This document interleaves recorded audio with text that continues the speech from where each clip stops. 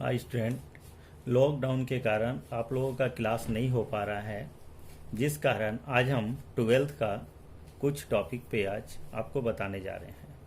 जैसे कि ट्वेल्थ में सेकेंड ईयर के आपकी अकाउंटेंसी बुक में एक चैप्टर कैश फ्लो स्टेटमेंट है। आप अपनी बुक को देखिएगा तो इसमें एक चैप्टर दिया हुआ है कैश फ्लो स्टेटमेंट, जिसको कि हिंदी में रोकड़ प्रवाह विवरण कहा जाता है। कैश फ्लो स्टेटमेंट को हिंदी में रोकड़ प्रवाह विवरण कहा जाता है। इस चैप्टर से स्टूडेंट एग्जाम में 8 से 10 मार्क्स का क्वेश्चन पूछा जाता है। ठीक है, तो चलिए आपको बताते हैं सबसे पहले कि कैश फ्लो स्टेटमेंट हम लोग क्यों बनाते हैं। कैश फ्लो स्टेटमेंट इसलिए बनाया जाता है कि कैश का आउटफ्लो और इनफ्लो को जानने के लिए हम लोग कैश फ्लो स्टेटमेंट को बनाते हैं। ठीक है, तो स्टूडेंट जब कैश फ्लो स्टेटमेंट को हम लोग बनाते हैं तो कैश फ्लो स्टेटमेंट को में 3 टॉपिक होते हैं। जब कैश फ्लो स्टेटमेंट को बनाया जाता है तो कैश फ्लो स्टेटमेंट में 3 टॉपिक होते हैं। सबसे पहला टॉपिक ऑपरेटिंग एक्टिविटीज। सबसे पहले हम लोग को क्या बनाना है स्टूडेंट? Operating activities. दूसरा हम लोग को बनाना है इन्वेस्टिंग एक्टिविटीज। ठीक है, दूसरा क्या बनाना है? Investing activities.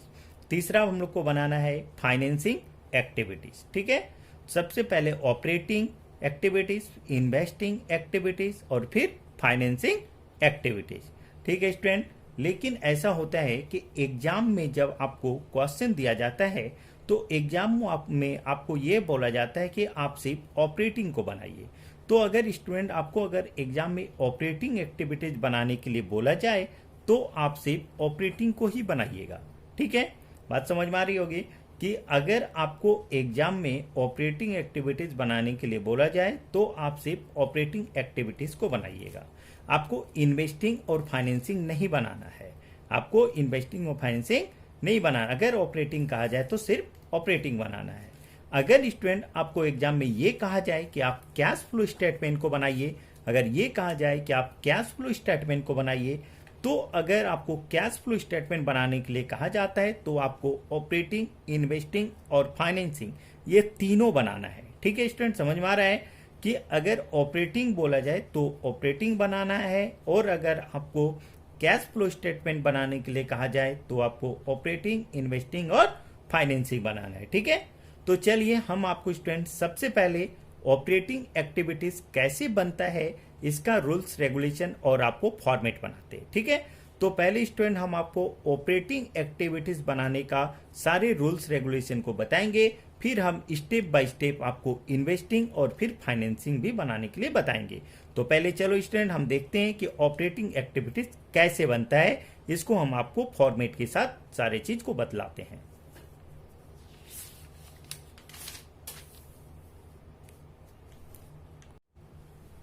तो स्टूडेंट सबसे पहले आपको ऑपरेटिंग एक्टिविटीज कैसे बनता है हम उसको बताते हैं। आपको ऑपरेटिंग एक्टिविटीज आप जब भी बनाइएगा सबसे ऊपर आप हेडिंग लिखिएगा cash flow from operating activities. ठीक है स्टूडेंट, ऑपरेटिंग एक्टिविटीज बनाने से पहले आपको सबसे ऊपर हेडिंग लिखना है cash flow from operating activities. ठीक है, फॉर्मेट कैसे होगा? एक कॉलम होगा पार्टिकुलर्स का, दूसरा अमाउंट, फिर अमाउंट। अमाउंट का स्टूडेंट यहाँ पे 2 कॉलम होगा। ठीक है, अमाउंट और अमाउंट। अमाउंट के नीचे आपको रुपीस का सैंपल देना है। ठीक है, एक चीज ध्यान रखिएगा स्टूडेंट आप कि अमाउंट के ऊपर में डेबिट और क्रेडिट का यूज नहीं करना है। ठीक है स्टूडेंट, ये ध्यान रखना है कि अमाउंट के ऊपर में डेबिट और क्रेडिट का यूज नहीं करना है। ठीक है, ये तो फॉर्मेट हो गया। देखिए अब ऑपरेटिंग एक्टिविटीज बनता कैसे है। जब आप किसी क्वेश्चन को सॉल्व करोगे स्टूडेंट तो होता क्या है कि क्वेश्चन में प्रॉफिट और लॉस 2 में से एक आइटम आपको हमेशा दिया हुआ रहता है। प्रॉफिट भी हुआ हो सकता है या वो लॉस भी हो सकता है। अगर स्टूडेंट प्रॉफिट और लॉस है तो उसको आपको बनाने समय सॉल्व करते टाइम सबसे पहले प्रॉफिट और लॉस को लिखा जाता है। ठीक है स्टूडेंट, ये चीज ध्यान रखना है कि जब आप मैथ को सॉल्व करोगे तो सबसे पहले आपको प्रॉफिट और लॉस को लिखना है। दोनों में क्वेश्चन में एक ही आइटम होगा, प्रॉफिट या लॉस। अगर स्टूडेंट क्वेश्चन में प्रॉफिट है तो आपको क्या लिखना है? Net profit for the current year. ठीक है, अगर आपको लॉस है तो आपको लिखना है net loss for the current year. तो मान लेते हैं स्टूडेंट की क्वेश्चन में प्रॉफिट दिया हुआ है, मान लीजिए कि क्वेश्चन में क्या दिया हुआ है, प्रॉफिट। तो आपको क्या लिखना है यहाँ पे, net profit for the current year, ठीक है स्टूडेंट। और उसका अमाउंट को आपको सेकंड वाले अमाउंट का कॉलम में लिखना है। अमाउंट का 2 कॉलम है स्टूडेंट, दिख रहा होगा आपको, और अमाउंट किस कॉलम में लिखना है, सेकंड वाले कॉलम में, ठीक है। और यहाँ पे प्रॉफिट का जो अमाउंट होगा वो लिखकर आपको छोड़ देना है। अगर स्टूडेंट मान लेते हैं कि क्वेश्चन में प्रॉफिट ना लॉस है, तो आपको क्या लिखना है, net loss for the current year. क्या लिखना है, net loss for the current year. उसका भी अमाउंट को सेकंड कॉलम में ही लिखना है। लेकिन एक चीज को ध्यान रखना है स्टूडेंट कि अगर प्रॉफिट हो तो अमाउंट को लिखकर छोड़ देना है, और अगर लॉस है तो उस अमाउंट को क्या करना है स्टूडेंट, आपको ब्रैकेट कर देना है। प्रॉफिट रहेगा तो स्टूडेंट ध्यान देना कि ब्रैकेट नहीं करना है, और लॉस रहेगा तो ब्रैकेट कर देना है। चलिए मान लेते हैं हम स्टूडेंट कि मेरे एग्जांपल के अनुसार आपको प्रॉफिट 5000 है। कितना है, आप लिखिएगा net profit for the current year 5000। इस अमाउंट को ब्रैकेट नहीं करना है, ठीक है, क्यों, क्योंकि ये प्रॉफिट है, ठीक है। आपको अगले स्टेप पे आते हैं। अगला हेडिंग आपको देना है add mean plus add non operating expenses. अगला हेडिंग क्या होगा student, add non operating expenses, ठीक है स्टूडेंट, क्या होगा, नॉन ऑपरेटिंग एक्सपेंसेस। और इस हेडिंग को आपको क्या कर देना है, अंडरलाइन। क्या कर देना है स्टूडेंट, अंडरलाइन। देखो एक चीज ध्यान रखना है कि अगर कोई भी नॉन ऑपरेटिंग एक्सपेंसेस होगा तो उसको क्या करना है, एड कर देना है। क्या करना है, एड। अब हम आपको यहां पे ये बताते हैं कि मेरा नॉन ऑपरेटिंग एक्सपेंसेस में कुछ आइटम आता है, उस आइटम का नाम को हम आपको नीचे बताते हैं। जैसे कि डेप्रिसिएशन। डेप्रिसिएशन मेरे लिए स्टूडेंट नॉन ऑपरेटिंग एक्सपेंसेस है, ठीक है, depreciation. Transfer to general reserve, goodwill written off, loss on fix assets, dividend paid, interim dividend, ठीक है, इंटरेस्ट पेड। तो क्या है स्टूडेंट कि अगर कोई भी नॉन ऑपरेटिंग एक्सपेंसेस हो तो उसको आपको क्या करना है, एड कर देना है। जैसे कि मान लेते हैं नॉन ऑपरेटिंग एक्सपेंसेस में मेरा कुछ आइटम्स आता है जो कि हम आपको नीचे बताते हैं। जैसे डेप्रिसिएशन, ये मेरे लिए नॉन ऑपरेटिंग एक्सपेंसेस है। Transfer to general reserve, goodwill written off, loss on fix assets, dividend paid, interim dividend, interest paid, ये सारा आइटम को नॉन ऑपरेटिंग एक्सपेंसेस कहा जाता है। अगर इसमें से कोई भी आइटम अगर आपके क्वेश्चन में मिल जाए स्टूडेंट तो उसको आप क्या करोगे, एड कर देना है, ठीक है। इसके अलावा भी कुछ आइटम आपको मिलेगा स्टूडेंट जो कि हम लोग बाद में इसको एड कर लेंगे, ठीक है। जैसे कि फॉर एग्जांपल में मानते हैं कि आपके क्वेश्चन पे डेप्रिसिएशन दिया हुआ है। क्या दिया हुआ है, तो आप यहां पे लिखोगे डेप्रिसिएशन, और उसका अमाउंट को ये ध्यान देना कि आप फर्स्ट वाले कॉलम पे लिखोगे। कहां लिखना है अमाउंट को, फर्स्ट वाले कॉलम पे, ठीक है। मान लिए आपके क्वेश्चन पे लिखा है ट्रांसफर टू जनरल रिजर्व, तो आपको यहां पे लिखना है ट्रांसफर टू जनरल रिजर्व, और अमाउंट को कहां लिखना है, फर्स्ट वाले कॉलम पे, ठीक है। मान लेते हैं क्वेश्चन पे दिया हुआ है गुडविल रिटर्न ऑफ, तो आपको यहां लिखना है गुडविल रिटर्न ऑफ, और अमाउंट को कहां लिखना है, फर्स्ट वाले कॉलम पे, ठीक है। अब क्या करना है स्टूडेंट कि ये तीनों अमाउंट को 3000, 2000 और 1000 आप इसको ऐड करोगे, कितना आएगा, 6000। अब ये तीनों अमाउंट को ऐड कर लेना और आप ये सेकेंड वाले कॉलम में लिख देना 6000, ठीक है। बात समझ में आ रही है। और क्या करना है, अब ऊपर में प्रॉफिट कितना था, 5000, और ये तीनों को ऐड करके कितना आया, 6000। अब इस पे इसको प्लस करोगे, कितना आ जाएगा, 11000, ठीक है। ये प्रॉफिट है स्टूडेंट, इसलिए इस पे ये अमाउंट को ऐड कर दिया गया। अगर मान लेते हैं कि ये लॉस रहता तो इस पे फिर इस अमाउंट को हम लोग लेस करके लिखते, ठीक है। ये जरूरी नहीं है स्टूडेंट कि एक मैथ पे ये सारे आइटम आ जाए, ठीक है। कुछ आइटम हो सकता है, ये भी नहीं भी हो सकता है, ठीक है। अब अगले हेडिंग पे आते हैं स्टूडेंट, ठीक है। नॉन ऑपरेटिंग एक्सपेंसेस के बाद एक मेरा हेडिंग होता है स्टूडेंट लेस। लेस का मीन्स माइनस करना है। नॉन ऑपरेटिंग इनकम, क्या लिखना है स्टूडेंट, नॉन ऑपरेटिंग इनकम, और इसको भी आपको क्या कर देना है, अंडरलाइन। कोई भी हेडिंग लिखने के बाद स्टूडेंट उसको अंडरलाइन कर देना है, ठीक है। तो जो भी नॉन ऑपरेटिंग इनकम होगा उसको आप क्या कर दोगे, लेस कर देना है। क्या कर देना है, लेस। नॉन ऑपरेटिंग इनकम में ज्यादा कोई आइटम आता नहीं है, इसमें से आपको 2 आइटम ही बताया जा रहा है। इसमें से एक क्या करना है, प्रॉफिट ऑन फिक्स एसेट, यानी अगर कोई भी प्रॉफिट हो स्टूडेंट फिक्स एसेट पे तो वो नॉन ऑपरेटिंग इनकम कहलाता है, उसको लेस करना है। इंटरेस्ट रिसीव्ड, इंटरेस्ट रिसीव्ड ये भी मेरा क्या है, नॉन ऑपरेटिंग इनकम। अगर ये 2 आइटम हो स्टूडेंट तो इसको आप क्या कर देना, लेस कर देना। मान लेते हैं कि आपको क्वेश्चन में दिया है प्रॉफिट ऑन मशीनरी। मान लीजिए कि क्वेश्चन में क्या दिया हुआ है, प्रॉफिट ऑन मशीनरी। तो मशीनरी क्या है स्टूडेंट, फिक्स एसेट्स, और प्रॉफिट हो रहे हैं, यानी ये क्या है, नॉन ऑपरेटिंग इनकम।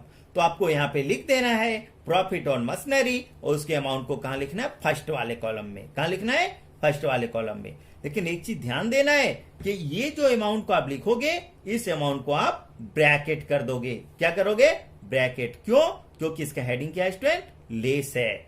अगर किसी का भी हेडिंग लेस होता है स्टूडेंट, उसको क्या कर देना है, ब्रैकेट कर देना है। तो चलो मान लेते हैं दूसरा इंटरेस्ट रिसिव्ड दिया है, तो interest received non operating income है, तो इसको यहां लिखना है, उसका अमाउंट को यहां लिखना है, और इसको भी ब्रैकेट करना है क्योंकि हेडिंग लेस है। तो आप देखो ये हो गया 1000 और ये 2000, तो 1 और 2 3000। अब ये दोनों को प्लस करके आपको सेकेंड साइड में ले आना है, ठीक है। अब ऊपर का अमाउंट देखो कितना है, 11,000। कितना है, 11,000, और लेस में कितना है, 3,000। 11 में 3,000 माइनस करेंगे स्टूडेंट, कितना होगा, 8,000, ठीक है। आगे ध्यान देना, इसके बाद का मेरा अगला हेडिंग क्या होता है, add means plus. Increase in current liabilities and decrease in current assets. Heading को स्टूडेंट एक बार फिर से अच्छे से ध्यान देना, एड मतलब प्लस करोगे, increase in current liabilities and decrease in current asset, यानी कोई भी करेंट लाइबिलिटीज हो स्टूडेंट जो इंक्रीज कर रहा हो, इंक्रीज मीन्स आपको पता होगा कि उसका वैल्यू बढ़ जाना, उसका वैल्यू बढ़ जाना। तो कोई भी करेंट लाइबिलिटीज का वैल्यू अगर बढ़ रहा है स्टूडेंट तो उसको ऐड करना है। और decrease in current asset, decrease का मतलब किसी भी चीज का वैल्यू घट जाना, यानी कोई भी करेंट एसेट का वैल्यू अगर स्टूडेंट घट रहा है मतलब कम हो रहा है तो उसको भी ऐड कर देना है, ठीक है। एक चीज ध्यान देना स्टूडेंट कि करेंट लाइबिलिटीज का वैल्यू बढ़ना चाहिए और करेंट एसेट्स का वैल्यू घटना चाहिए, तो उसको आप ऐड कर दोगे, ठीक है। जैसे कि मान लेते हैं कि क्रेडिटर आपका करेंट लाइबिलिटीज है, क्रेडिटर क्या है स्टूडेंट, करेंट लाइबिलिटीज, और वो इंक्रीज हो रहा है। क्या हो रहा है, इंक्रीज मीन्स उसका वैल्यू बढ़ रहा है। तो आपको क्या लिखना है यहाँ पे, इंक्रीज इन क्रेडिटर्स। मान लीजिए कि क्रेडिटर्स का वैल्यू स्टूडेंट 5,000 इंक्रीज किया, कितना बढ़ा, तो आपको ये 5,000 फर्स्ट वाले कॉलम पे लिखना है। कहां लिखना है, फर्स्ट वाले कॉलम पे, ठीक है। अब क्या करना है आपको कि इस अमाउंट को आप इस साइड वाले कॉलम पे ले आओ, ठीक है। अब देखो यहाँ कितना है, 8,000। कितना है, 8,000, और ये 8 है ना, तो 8 इसमें 5,000 प्लस करके नीचे कितना करोगे, 13,000, ठीक है, 13,000। बात समझ में आ रही है, समझ में आ गया। अब आपको क्या करना है, फिर एक हेडिंग देना है लेस। क्या देना है, लेस मीन्स माइनस, और आपको क्या लिखना है हेडिंग पे, decrease in current liabilities, decrease in current liabilities, ठीक है, and increase in current asset. यानी स्टूडेंट अगर कोई भी करेंट लाइबिलिटीज का वैल्यू डिक्रीज हो मीन्स उसका वैल्यू कम जाए, और कोई भी करेंट एसेट्स का वैल्यू इंक्रीज हो मीन्स उसका वैल्यू बढ़ जाए, तो उसको आप क्या करोगे, लेस कर देना है, ठीक है। बात समझ में आ रही है मेरी, कि डिक्रीज इन करेंट लाइबिलिटीज, अगर कोई भी करेंट लाइबिलिटीज का वैल्यू कम हो रहा है, और इंक्रीज इन करेंट एसेट यानी कोई भी करेंट एसेट का वैल्यू इंक्रीज हो रहा है मीन्स उसका वैल्यू बढ़ रहा है, तो उसको आपको लेस कर देना है। जैसे कि स्टॉक, स्टॉक आपके लिए क्या है, करेंट एसेट। क्या है, करेंट एसेट। मान लेते हैं कि उसका वैल्यू इंक्रीज हो रहा है, क्या हो रहा है, तो यहाँ पे देखो स्टूडेंट लिखा हुआ है ना, इंक्रीज इन करेंट एसेट। कोई भी हेडिंग को स्टूडेंट अंडरलाइन कर देना, ठीक है। तो ये एक हेडिंग हाईलाइट में रहता है, ठीक है। तो जैसे कि स्टॉक स्टूडेंट क्या है, करेंट एसेट। क्या है, करेंट एसेट, और उसका वैल्यू क्या हो रहा है, इंक्रीज, ठीक है। तो आपको यहां लिखना है increase in stock, increase in stock, और उसका अमाउंट को यहां लिख देना स्टूडेंट। और एक चीज को ध्यान देना है, इसका हेडिंग क्या स्टूडेंट, लेस। तो लेस हेडिंग है यानी इसका अमाउंट क्या होगा, ब्रैकेट। क्या होगा इसका, ब्रैकेट। ठीक है, अब इस अमाउंट को आपको सेकंड वाले कॉलम पे ले आना है। बात समझ में आ रहे हैं। अब देखो क्या करना है, ऊपर में टोटल अमाउंट कितना है 13,000, लेस का अमाउंट कितना आया 2,000, 13 में 2,000 माइनस कर दो स्टूडेंट, कितना आ जाएगा 11,000। बात समझ में आ रही है। अब एक लास्ट हेडिंग क्या होगा स्टूडेंट, लेस टैक्स पेड। अगर मैथ में स्टूडेंट टैक्स पेड है तो उसको आप माइनस कर देना और जो अमाउंट नीचे आएगा वो आपका ऑपरेटिंग एक्टिविटीज का आंसर आ जाएगा। ठीक है स्टूडेंट, तो ये मेरा ऑपरेटिंग एक्टिविटीज का फॉर्मेट है।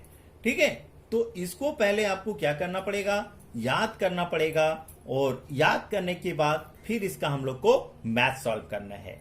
तो ये ऑपरेटिंग आप लोगों को क्या करना है स्टूडेंट, कि ऑपरेटिंग एक्टिविटीज का जिस फॉर्मेट को हम बताएं इसको आप लोग पूरा याद कर लेना। फिर हम नेक्स्ट वीडियो में इस ऑपरेटिंग एक्टिविटीज का मैथ को सॉल्व करके बताएंगे और आपका जो भी कंफ्यूजन होगा, जो भी डाउट होगा, वो सारे को हम क्लियर करेंगे। लेकिन आपको स्टूडेंट करना क्या है, इस फॉर्मेट को आप लोग जरूर याद कर लेना। मेन रूप से आप क्या करना, ये हेडिंग को याद करना कि प्रॉफिट के बाद क्या लिखना है, नॉन ऑपरेटिंग एक्सपेंस, उसके बाद नॉन ऑपरेटिंग इनकम, उसके बाद इस हेडिंग को, उसके बाद इस हेडिंग को। ठीक है, लेकिन एक चीज ध्यान देना स्टूडेंट कि नॉन ऑपरेटिंग एक्सपेंसेस में जितना भी नाम है उसको आप जरूर याद कर लेना। ठीक है, आपको मैथ बनाने में सुविधा हो स्टूडेंट, इसलिए हम नोट में हम कुछ आपको बता रहे हैं स्टूडेंट। ठीक है, ध्यान देना स्टूडेंट। ठीक है, ध्यान देना कि जैसे कि हम आपको ये चीज बताएं, आप ध्यान दे रहे होंगे फॉर्मेट पे कि आप जब ऑपरेटिंग को बनाओगे तो सिर्फ वहां पे करेंट एसेट और करेंट लायबिलिटीज का ही यूज होता है। बात समझ में आ रहा है स्टूडेंट। तो हम आपको कुछ करेंट एसेट और लायबिलिटीज का नाम बता देते हैं, जिसका एक जो है आप मैथ बनाओगे तो इसका ज्यादातर यूज होता है। जैसे कि करेंट एसेट्स में क्या होता है स्टूडेंट, स्टॉक, ये करेंट एसेट्स है, debtors, bills receivable, prepaid, advance paid, ये सारा क्या स्टूडेंट, करेंट एसेट, जिसका यूज ऑपरेटिंग एक्टिविटीज को बनाने में होता है। उसी प्रकार करेंट लायबिलिटीज, करेंट लायबिलिटीज में क्या student, creditor, outstanding, bills paper, ये हम ज्यादा इस आइटम को लिखे, आइटम जिसका कि मैथ में ज्यादातर यूज होता है। इसके अलावे भी आपको कुछ कुछ आइटम मिल सकता है। तो आपको स्टूडेंट ये भी याद रख लेना है कि करेंट एसेट्स में कौन कौन आइटम आता है और करेंट लायबिलिटीज में कौन कौन से आइटम आते हैं। ठीक है स्टूडेंट, यहां तक तो आपको समझ में आ गई होगी। अगर नहीं समझ में आया होगा तो मैथ के द्वारा और उसको क्लियर करेंगे। लेकिन आप लोग को जो फॉर्मेट बताया गया और जो एसेट्स और लायबिलिटीज का नाम बताया जा रहा है करेंट का, उसको जरूर याद कर लेना। जैसे कि एक हम एग्जाम्पल के लिए बताते हैं स्टूडेंट कि इंक्रीज और डिक्रीज का मतलब आपको समझ में आ जाएगा। जैसे कि 2015 और 2016, ठीक है, 2 ईयर दिया हुआ है। स्टॉक क्या है स्टूडेंट, स्टॉक मेरे लिए करंट एसेट्स है। क्या है, करंट एसेट्स है। अब देखो ये 2015 में कितना हो रहा है 1 लाख, 2016 में कितना हो गया 80,000, तो 20,000 रुपीज क्या हुआ स्टूडेंट, डिक्रीज हुआ है ना। अब ये स्टॉक आपके लिए करंट एसेट्स है और ये क्या हो रहा है, डिक्रीज। अब आपको हेडिंग पे पढ़ना कि स्टॉक तो करंट एसेट्स है, अब हेडिंग पे ये पढ़ना कि डिक्रीज इन स्टॉक कहां लिखा हुआ है और उस जगह पे इसको लिख देना स्टूडेंट। बात समझ में आया। तो आज आपके लिए इतना स्टूडेंट, आपको ये करना है कि सारे जितना फॉर्मेट को बताया गया इसको याद कर लेना। नेक्स्ट वीडियो में हम आपको इसका मैथ को सॉल्व करके और आपको समझाएंगे। ठीक है, आज इतना ही।